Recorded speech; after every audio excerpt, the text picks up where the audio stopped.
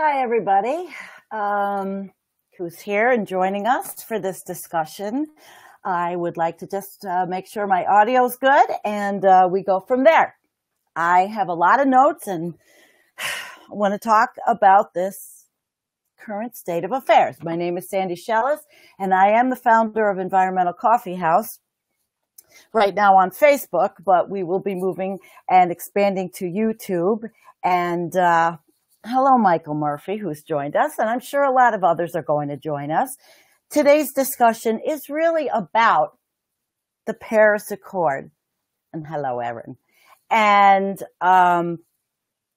Trump, and not what I call his four horsemen of the apocalypse. And I found out that that's actually a book. And lots of things going on, though.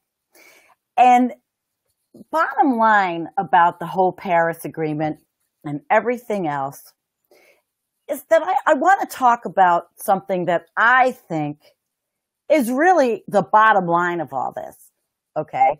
I mean, we're going to go over the agreement, and we're going to go over the agreement. We are going to go over some things, some history, but just understand that a lot of this information was backed by many fossil fuel, the fossil fuel industries, because of preserving fossil fuel profits. Believe it or not, it is. And let's start with Trump and I'm going to name his four horsemen of the apocalypse, in my opinion, are Perry, Pruitt, Bannon, and Sessions. These are the guys that are really, and forgive me if I move around a lot. I have back issues, but who doesn't know that? Okay, so we started with the Kyoto Protocol, which was in 1992. And that was the United Nations Framework Convention on Climate Change, UNFCCC. You see that talked about. And it committed state parties to reduce greenhouse gas emissions based on the fact that global warming exists, okay? Back in 1992, we knew this, and human CO2 emissions have caused it, okay? We know this. It's so true. And it was adopted in Kyoto, Japan in 1997, entered into force on 16th of February 2005, and there are 192 parties in it, but Canada withdrew. For whatever reason, Canada withdrew. So when we look at that, we were understanding that it was to hold that increase in global average temperature to well below 2 degrees Celsius above the pre-industrial levels, and to pursue efforts to limit the temperature increase to 1.5% Celsius. Now, the Paris Agreement, officially known as the 21st Century of Conference of the Parties, or COP, to the United Nations Framework Convention on Climate Change. The United Nations body, this is the United Nations body which is responsible for climate and based in Bonn, Germany. Now that's funny and interesting because Angela Merkel is not happy with Donald Trump or the United States right now. And why would she be? So it took place, and they reached the historical agreement in 2015, capping off the climate talks with a unanimous deal with 195 countries to curb the global warming pollution and hasten to, let's get to the clean energy. This is cool. That was great. We were going in that direction.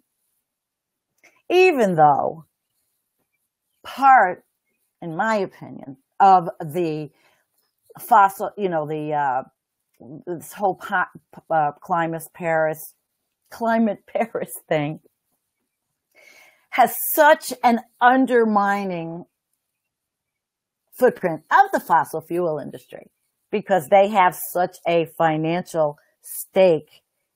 They have a financial stake in it, and they always do, because it's always about money. Everything we do in this country and most likely in the world, the bottom line is money and greed, humans' nature, to decimate the environment. So, but it was a big deal when 195 countries agree on anything, right? And we know that the agreement, they were from the richest to the poorest. They agreed to pave the road to end fossil fuels. We were on our way. We really were. And even with the naysayers, there were still people saying things like that. And I'm going to read to you something that Inhofe said back in the day. James Inhofe, who's the Republican from Oklahoma, and we all know Oklahoma for being the, earthquake capital of the United States due to fracking. Back in the day, he said, these commitments the president, referring to Obama, had made in Paris aren't going to happen. They're just not going to happen, he says. The COP21 summit is full of hot air. Past COPs have revealed that these meetings are not to produce anything substantive, and I promise you the COP21 will follow suit. Nothing's going to happen. Well, you know what? If he was so afraid to say, saying that nothing's going to happen back then, why is he so adamant to get out of it? Why is he so adamant to get out of it? Interesting question you ask yourself. Well, he's a Republican. I try not to be too political here as a, middle to left-leaning site because we are environmentally conscious about everything under the environmental umbrella. But he was the naysayer, and he was among many naysayers. But it happened, okay? It happened. Now, the thing is, though, the compromises, there were very many unacceptable compromises that were made in Paris, and there is so much work that remains to strengthen the agreement on the critical issues of human rights, finance for countries that must adapt to the inevitable and ongoing impacts, and so many other critical issues. But people also had a lot of different questions about this, about what the actual climate, the accord, and forgive me, I don't know why I'm stumbling over my words today. Okay. Anyway, I want to talk a little bit about a fact that Paris does have legally binding aspects, and other nations are already taking action. It is legally binding in that each country's pledge represents a domestically binding policy. The U.S. commitment, it's based off existing law, okay? The Clean Power Plan, which was the hallmark of the Obama administration, while it's a teeny-weeny something to do, it was done, okay? And the Clean Power Plan derives its authority from the Clean Air Act and Supreme Court rulings. So there was, some background. And the international pressure also of the name and shame aspect is going to and will provide ample incentive for countries to follow through. Now we're the ones that are being named and shamed. The United States. It's actually pretty pathetic. So anyway, with past agreements, they have demonstrated the efficacy of this informal censure. So countries are voluntarily going to commit to certain aspects of lowering their emissions in CO2. China had already started carbon markets in 7 regions since 2013 and has plans to begin phasing in national carbon market in 2016. We know that some of that has not been done as they have said because it is voluntary. There was no way of enforcement. You're not going to go into a country that signs on to this and says, okay, you got to do it.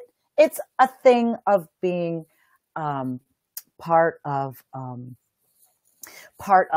a global understanding that climate change is real and it is man-made, and someone was trying to do something about it. Now, India, they had committed to installing 100 gigawatts of solar by 2022, and it quadruples the solar targets that India had set before. And actually, we publish articles from all over the world, and India and even China, they have been making some strides. You can't say they haven't.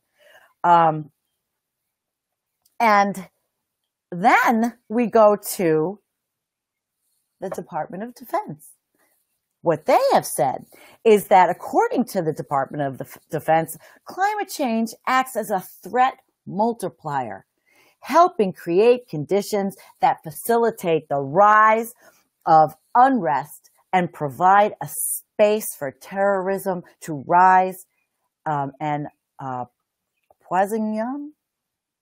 I don't know if they meant poison, but immediate risk to U.S. national security. The Department of Defense has analyzed the climate threat and wrote a climate change adaptation roadmap for addressing the threat of climate change to national security efforts. So we've got this whole big thing, the pull, the yin and yang, about what is going to happen or what we are going to look like if we pull out. And retired Navy Rear Admiral David Titley, has written an op-ed summarizing the defense community's position on climate change being a threat multiplier, creating conditions that are conducive to the rise of terrorism and unrest. We're going to see that.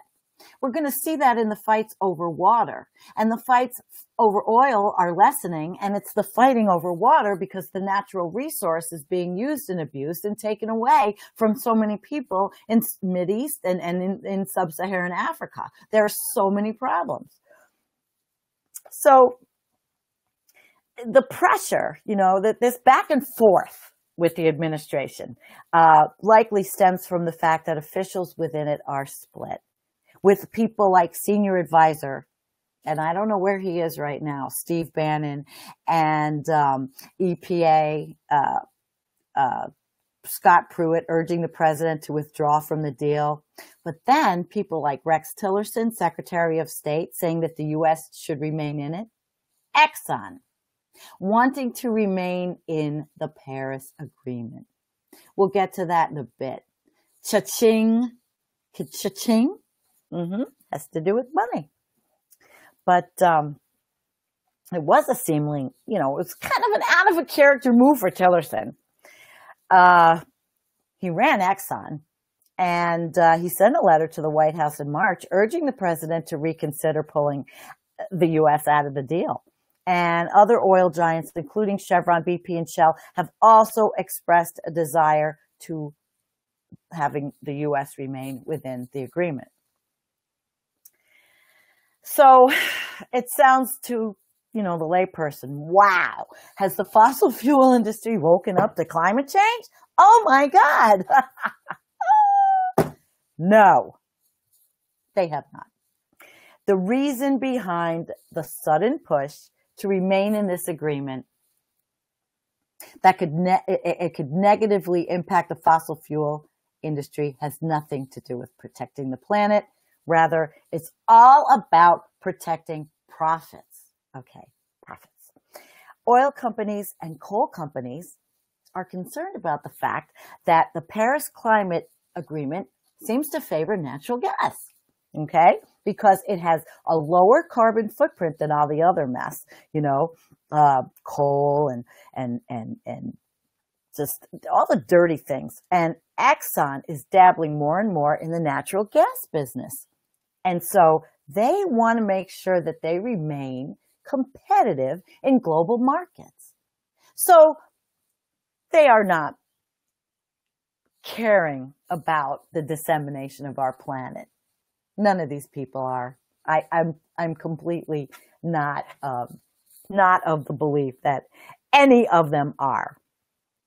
And I just want to pull up something else I set aside, but Pretty much I have my notes. I've been working on this for a while.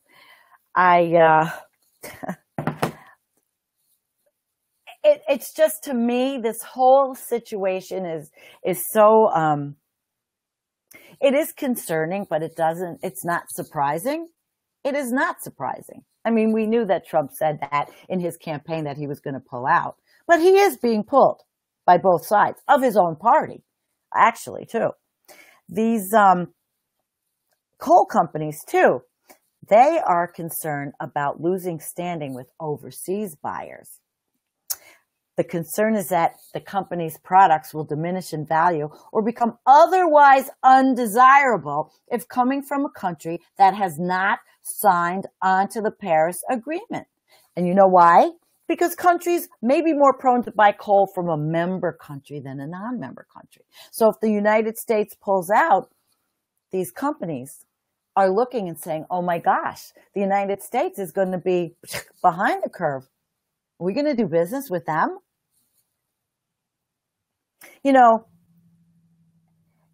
both the coal and oil industries, they are likely to understand that their members could wield significant influence in global policy from inside that. That's what they want. They pretty much wrote the book. It would be so much more difficult, you know, for them. And well, it would be really nice to see them want to be altruistic for the country. It pays to remember, guys, whose interests the companies are really focused on.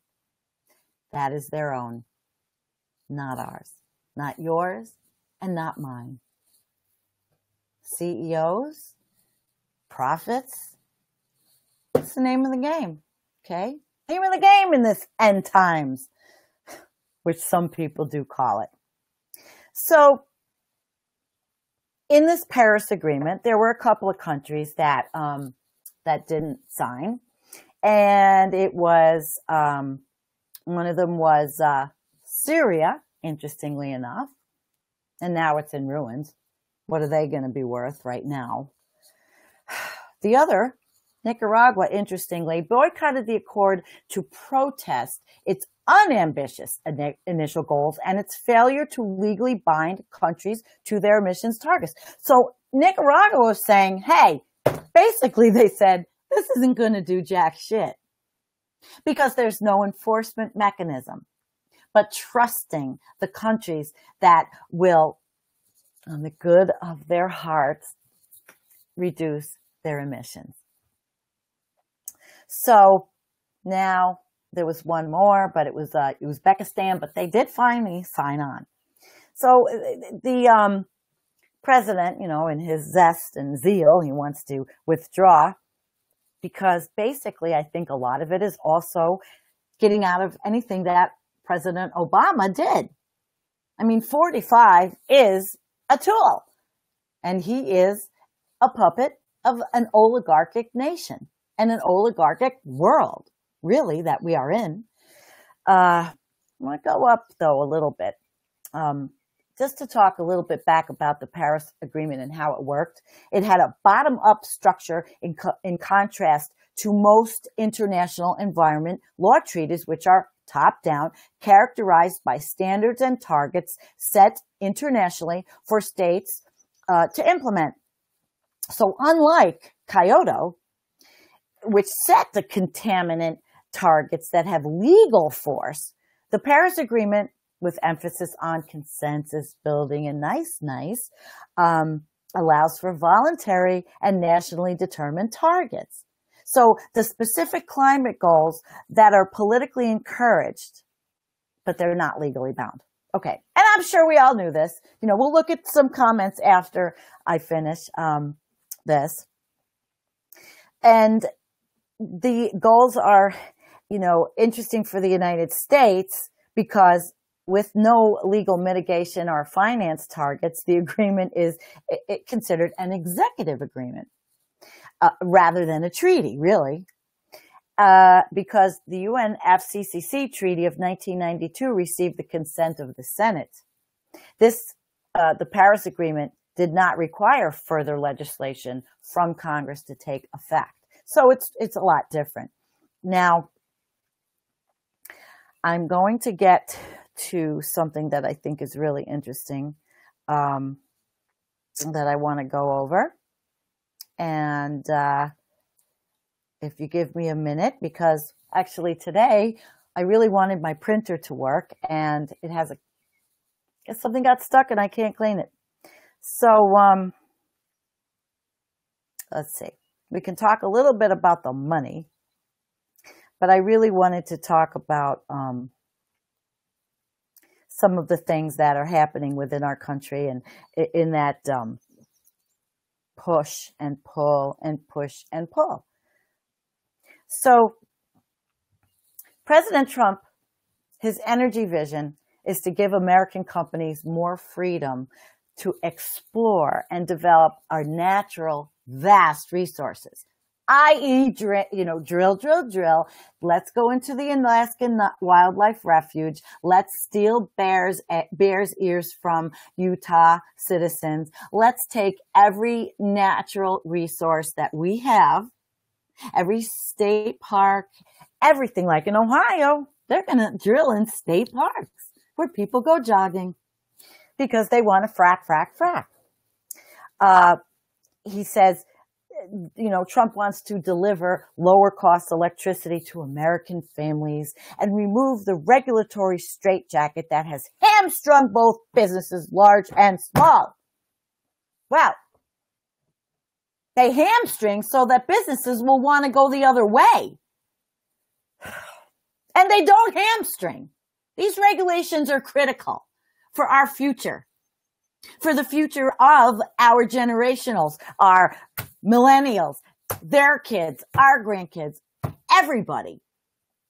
You think that 45 gives a shit? No, I don't think so. But I'm also going to go into a little bit about the investing part of this also. But what I'm trying to find a real goodie that I have, that I want to discuss too. It was, really good. And sometimes without highlighting, and I didn't have enough time to highlight, I could not get it. I could not get to where I wanted to be. So give me a minute, because this was good. And if I can find it, I will read it. So I really appreciate your patience, because I will talk about this stuff. Well, here we go. All right. So we know that, there is the push and the pull and the push and the pull, but polls, which I think we learned that polls are a little precarious during the election season. But polls say that 71% of American people want to stay in the Paris Agreement, because even if they're not educated in what the agreement specifically says, it is something that makes most Americans feel good that the United States does care about what's going on, does care about climate change, does care about what is going to be destroyed and what's going to be lost with this push to drill. And that is really, it's a quandary for a lot of us. And oil companies and coal companies are concerned. You know what? They're concerned about the fact that the Paris Agreement seems to favor natural gas. Now, I talked about this before, and this is what we're going to go into, because it has a lower carbon footprint when used as a fuel, although it does not factor in methane, the emissions and pollution associated with natural gas extraction, transportation, and pipelines, which is a big thing in this country now, is pipelines, because these pipelines leak, and we know they leak. We know from Energy Transfer Partners. We know from all these pipelines. We know that DAPL's leaking, and we know that at first, I can't believe it, has stopped DAPL, Energy Transfer Partners from any more work with the Rover project because of leaks. Now, at that point, these leaks, they're fuel. You know, they're not fuel. I mean, oh God, what a day. There was fracking material, waste, or what they used to frack, all over the place, you know. So they stopped it for now. We'll see how long this lasts. Money talks. Our administration is a green administration. You know why they're green? Because they worship the dollar bill. They are not green like we are. They worship the almighty dollar bill. Almighty dollar bill. So, as we know that, Trump got his, you know, I think he's gonna get his promise. He's gonna cancel the deal. But the fossil fuel industries will not be so happy with him, because I think it is going to hinder their efforts. And if they're in that agreement, we look like we're better to sell our shit, you know, our shit being gas, oil. I mean, look at what's happening here where I live. Frack gas from Pennsylvania was supposed to be taken to Canada through my county and all these beautiful wetlands and all that, and to be sold overseas. Will that be as easy if we stay in Paris? I don't know. I don't know. Now there's a whole nother aspect of all this. And that is who I've talked about. And I say the 4 horsemen of the apocalypse and 45, right? But the archetypical horsemen are David and Charles Koch. We learned about the Koch brothers during the election if we didn't know about them before. And if you read Jane Mayer's book, Dark Money, you know what happened. You know what goes on in the back rooms. You know that these people on the right side, the conservatives, these libertarians, they are not a benign corporation. See, what they are is the template of disaster capitalism. And they are the command center of an organized scheme to undermine democracy and impose a corporate kleptocracy that will allow greedy billionaires to cash in on a mass extinction in our biosphere and pretty much end civilization. And they want to do that because of their green worship of money and the greed that never ends. These people are so greedy. It is never enough. It is never enough. Ever enough. Okay? And it really is, to the Koch brothers, the renewable revolution is their personal apocalypse. It really is. So while enticing to most Americans and consistent with the historical idealism of an exemplary nation, the portrait of the future represents a fearful nightmare for a certain segment of the population. And you know who that is? That is me. That is you, because you're watching Environmental Coffee House, or you're going to watch this later. That is everybody in the green movement. That is every middle, even mid-Americans, Democrats or Greens or progressive independents, that all want to end or see climate change lessen, which we may be too far. And hello, Catherine Schultz, and hello, everybody. I'm going to say hi at the end of this. So really what they do, that this oligarchic kingdom that the Kochs built, is they really want to liquidate our planet for cash. Just liquidate it. Goodbye. And then there's these economic forecasts for industry. They have grown increasingly dire over the past decade.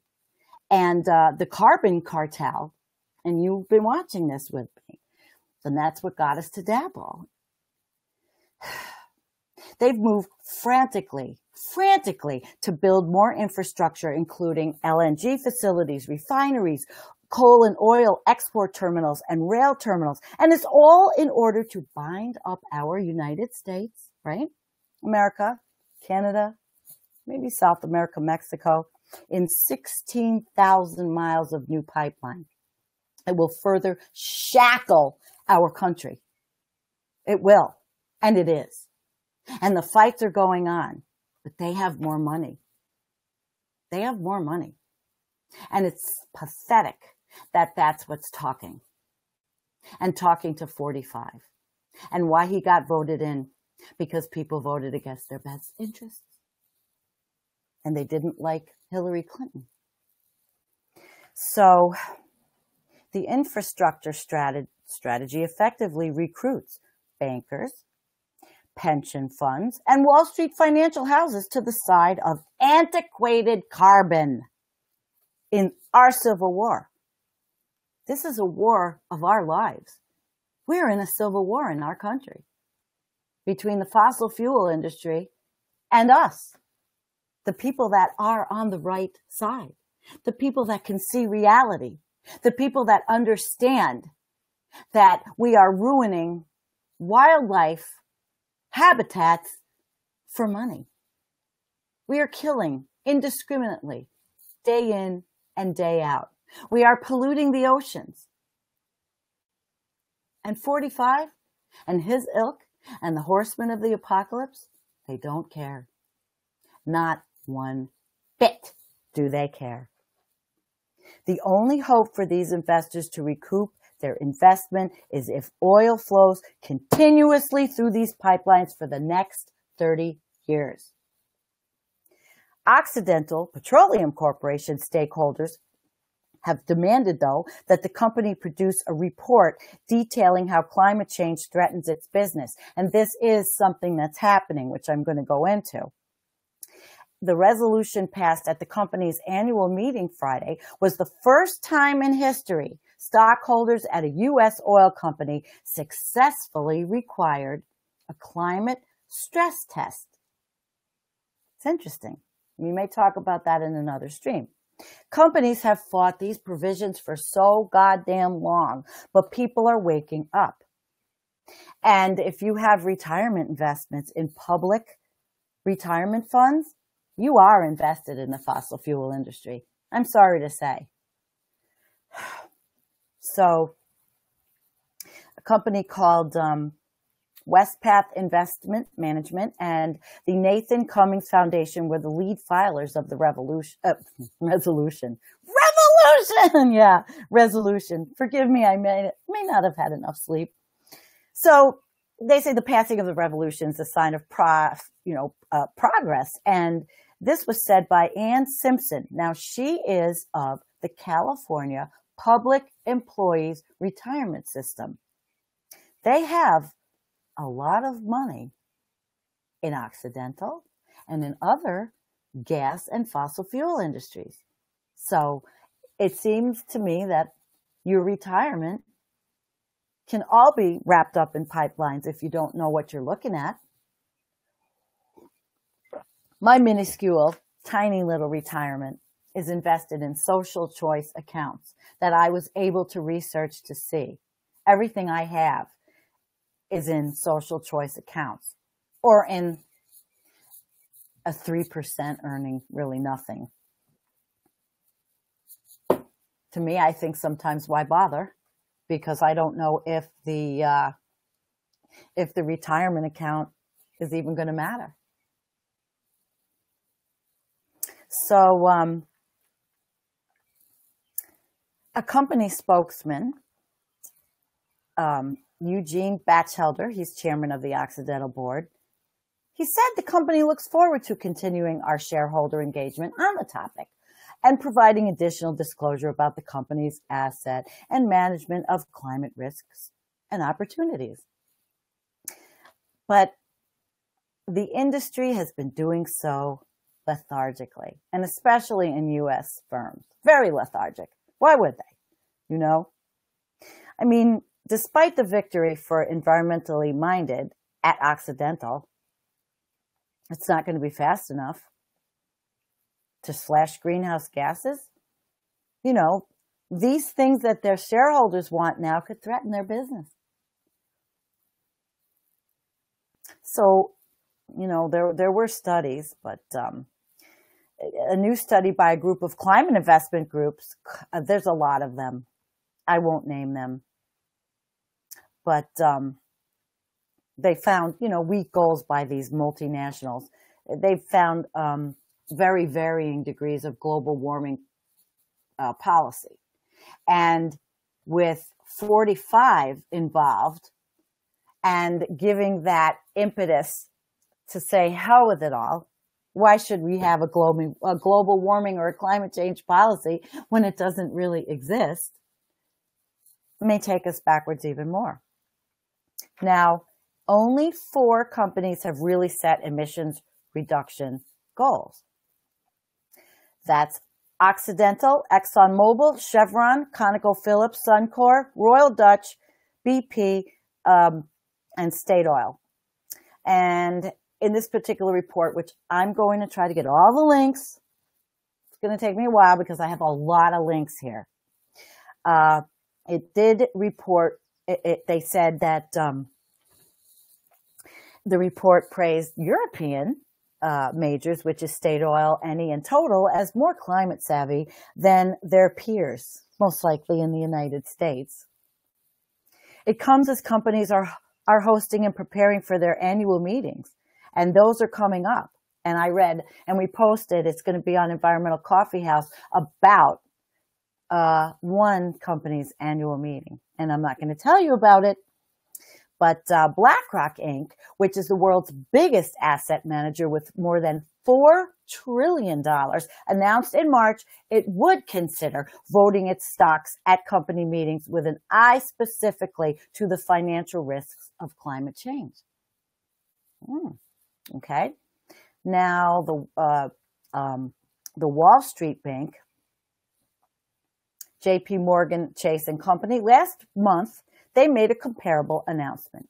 So a little bit, it's happening a little bit. If they see that there is money to be made in the technologies that we people are clamoring for, which are electric cars that are affordable and ways to heat our houses and without using propane, which I hate and I have, or gas or oil or any of it.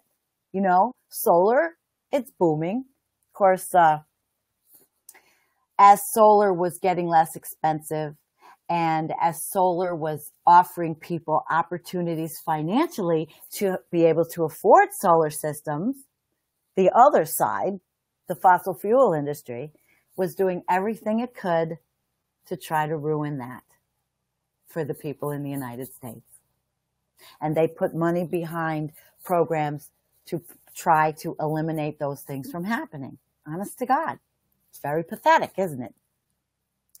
So, also, those two that I told you about, we're talking about financial markets, that sign of progress.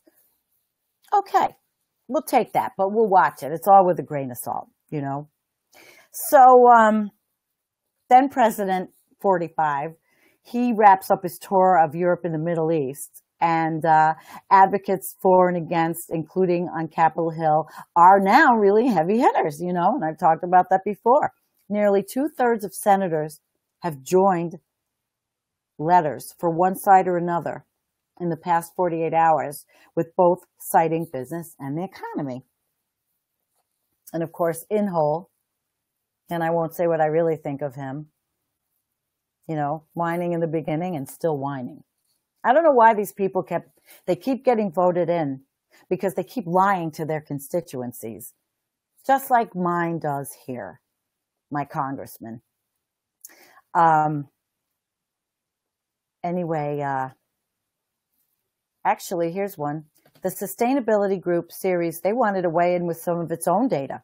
They say businesses supporting the U.S. staying in represent $3.6 trillion in annual revenues and employ nearly 8.6 million workers around the globe. Okay? Of these companies, 69 are in the Fortune 500, 33 are in the Fortune 100, and 20 are in the Fortune 50. So a lot of the big money stakes do want to stay in, for whatever reasons, nefarious or not. And 40 Democrats this week have also advocated for, staying in. Of course, I haven't looked at any of their names or who supports them. They could be supported. Most likely some get support from the fossil fuel industry. And as I've talked, why the fossil fuel industry would want to stay in. Negotiating power. Our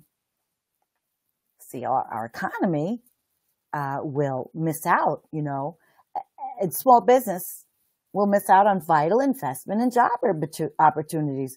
And the rest of the world will just move forward. They'll move forward and they will get resilient infrastructure, low carbon energy, sustainable agriculture, and all kinds of new technologies, while we in the United States look at 45 and try to figure out, how are we going to drink oil and eat money?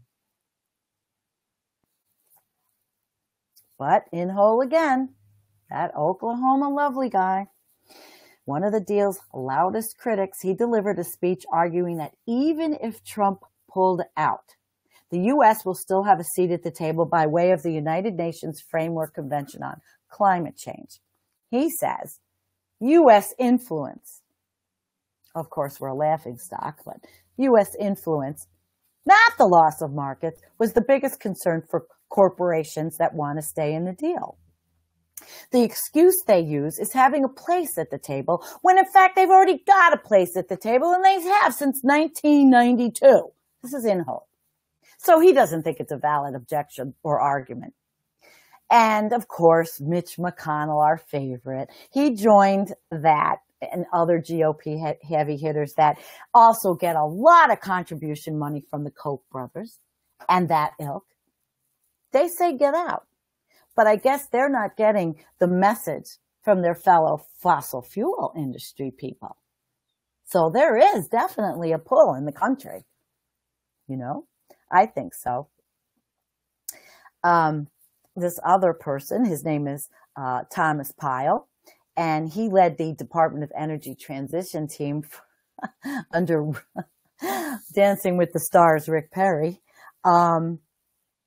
He says it would make it that all more difficult by handing control of our energy destiny to foreign bureaucrats and their demands for increasingly stringent emissions limits and massive taxpayer handouts to pay for green energy ventures in developing countries. Now, why shouldn't we work with developing countries? We are one planet. We're one globe. If China destroys China and India destroys India, that's not going to affect us. Look at the meltdown in Japan at Fukushima. It's affecting the Pacific coast unbelievably. It's such a joke. Our political system is such a joke. There is one, though, Lindsey Graham. He said Sunday, if President Trump withdraws from the Paris Agreement, it would affirm to the world that he believes climate change is a hoax. And it would harm the GOP in the country. So good old Lindsey is thinking about the grand old party that used to be, that Trump has pretty much decimated and made the joke old party, really. And he says it means that the leader of the Republican Party is in a different spot than the rest of the world. 45 is in a different spot than the rest of every living being. My God. So, he's verbal. He talks. And he had said when he was running for president, he said, you can trust me to do the following, that when I get on the stage with Hillary Clinton, we won't be debating about science. We'll be debating about solutions. Well, we're not now. And I don't know what Hillary Clinton would be doing. I don't know if she would have started a war. I don't know anything because she didn't come in. And, she was a fracking supporter, and she got more money from the fossil fuel industry than anyone. So what's the deal?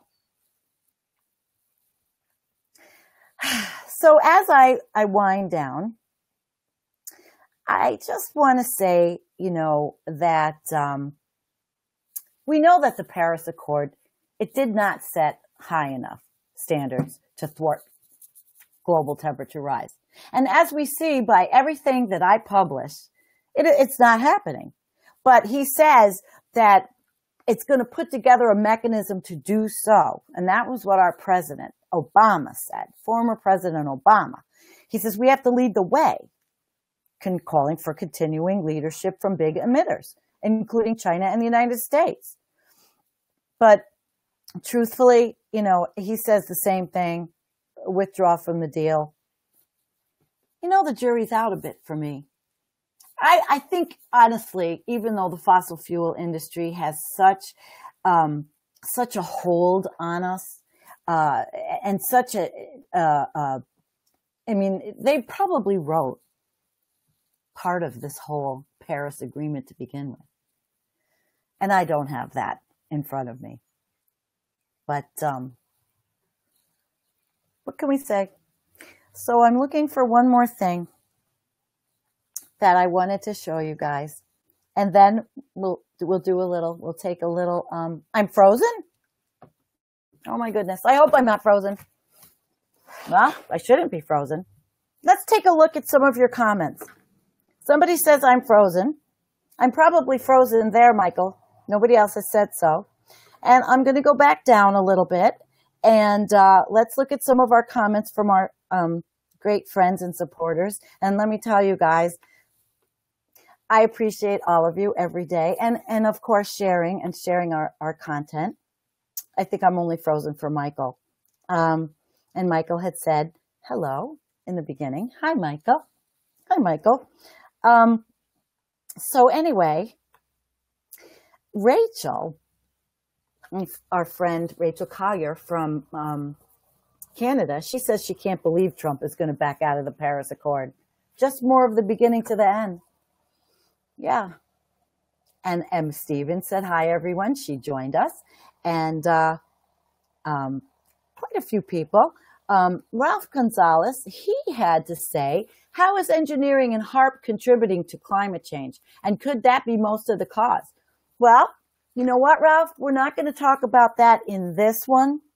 Okay? Not in this live stream. And a lot of others of my colleagues in citizen journalism have spoken about geoengineering, and I am not yet proficient enough to discuss geoengineering. I will be, though, because the group I belong to, my local environmental group, it is on the table to discuss. And that is a big, big thing. So it's great, because it's a more mainstream. And Judy's here from Solidarity, Texas. And Karen says, of course, profit over the environment. Who really needs clean water or air? Guys, I'm getting to the point, and it is a little crazy. I dream about this stuff at night. I read it all day. And even buying toothpaste, even buying Tom's toothpaste, I think about the container afterwards. Where's that container going? I can't get my mind off any of this stuff. I am so obsessed. I mean, every single plastic bag is washed. I use all reusable things. We had a video that we played on all kinds of reusable storage for refrigerator and everything. I bought them and I'm using them, and I haven't used plastic wrap. I recycle all my plastic stuff, but I keep a lot of the containers and I use them. I feed my my little ferals outside. Preach it! All right, Emma. I'm trying, but I'm trying in a nice, quiet way today, because we all know. Now, Rachel says again, I'm sorry, Rochelle, even the scientists have been silent about it here in Canada. So you can look at her comments because she puts up some stuff. And I will put Rochelle's up for a minute, because Rochelle is always good always a wonderful ally for Environmental Coffee House. And she says this is Canada's largest and most environmentally destructive mega project ever. And if we don't rethink our dependency on this massive energy and water wasteful venture, then we will have much more to worry about than just our economy. After watching this and many other documentaries and newspaper articles published on the Alberta tar sands crude oil, I am in disbelief anyone would consider any pipelines. So guys, watch. She put the link up here. And Rochelle is such a big supporter. I feel some love in my heart for this girl. She says, thank you for going over what the Accord is about. Well, I remember going through it when it first came out, because I followed, and people were saying, oh, it's too little, too late. It might be. But maybe Americans and maybe people around the world in the other 192 countries have to feel good about something as we approach our sixth extinction, which man is going to faster than ever. We're losing oceans. We're losing the Great Barrier Reef. We're melting. The Arctic is melting. And I'm not here to be a doomsday prophet, because I'm not. My friend Hambone does a very good job at that on Humpty Dumpty Tribe and others. I just show you everything under the environmental umbrella with my team. And this must have been Cindy. She has to get back to work, but she'll watch again later. And Cindy does all our stuff in Texas. So Michael is still here. And does anybody have any more questions? Patrick said, thank you for being a sane voice.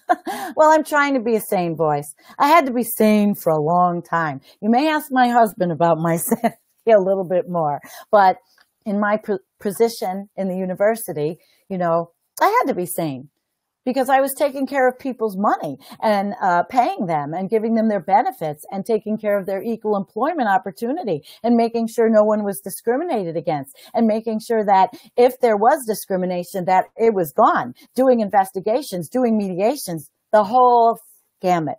So you have to be somewhat sane. Now, the environment, that's my passion, because I do have one daughter who says she's not going to be a breeder. She's not going to have kids. But even if she does, do I want them?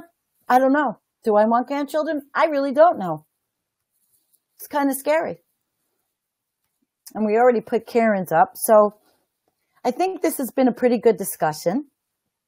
If anybody else has anything to say before I part ways for the day, I have to see it is 1:05. I've been on for quite a while. And I have to take my cat to the vet at 2:30. So anybody want to give me any last comments on this? I might have a part 2. So thank you everyone for coming. I hope you enjoyed the information. And like always, I'll try to get the links up maybe by the end of the day, I hope. Okay? All right. Thank you for being with us at Environmental Coffee House. Share. We are also starting a YouTube page. And Donna says, it's never too late to be heard. Yell it from the mountaintops if able. Stand tall and strong as you are doing. Environmentalists are the best. And we are. And everybody here, I love you all. And I look at all the names. And I look at people that comment. I look at everything. And I comment, and Roger comments. But we look at all of you, because you know what? You guys are the greatest. Everybody that follows Environmental Coffee House has a pretty good brain. So thank you guys. Have a wonderful day. Share, because can't get the word out without sharing. And a lot of people really don't know what the Paris Accord is about. Okay? Have a wonderful day. I'll do my peace, baby. Love you all. Have a wonderful day. Bye-bye.